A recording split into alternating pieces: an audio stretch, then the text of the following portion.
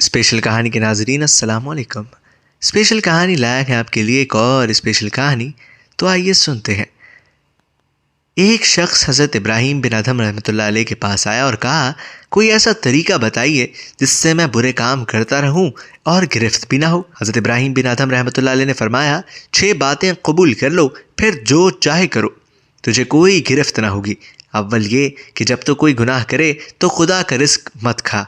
اس نے کہا، تو یہ تو بڑی مشکل بات ہے کہ رزاق تو وہی ہے، پھر میں کہاں سے کھاؤں گا؟ فرمایا، تو یہ کب مناسب ہے کہ تو جس کا رزق کھائے پھر اس کی نافرمانی کرے؟ دوسرا یہ کہ اگر تو کوئی گناہ کرنا چاہے تو اس کے ملک سے باہر نکل کر گناہ کر۔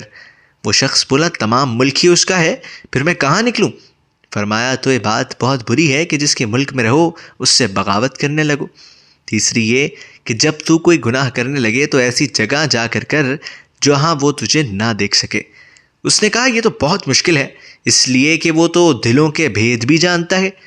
فرمایا، تو یہ کب مناسب ہے کہ تو اس کا رزق کھائے، اس کے ملک میں رہے اور اسی کے سامنے گناہ کرے؟ چوتھے یہ کہ جب ملک الموت تیری جان لینے آئے تو اسے کہنا، ذرا ٹھہر جا، مجھے توبہ کر لینے دے۔ وہ شخص بولا، وہ بھلا مہلت کب دیتا ہے؟ فرمایا، تو یہ مناسب ہے کہ اس کے آنے سے پہلے ہی توبہ کر لے، اس وقت کو غنیمت سمجھ۔ پانچویں یہ ہے، قیامت کے دن جب حکم ہو کہ اسے دوزخ میں لے جاؤ تو کہنا کہ میں نہیں جاتا۔ اس نے کہا کہ وہ تو زبردستی بھی لے جائیں گے۔ فرمایا، تو اب خود سوچ لے، کیا گناہ تجھے زیبا ہے؟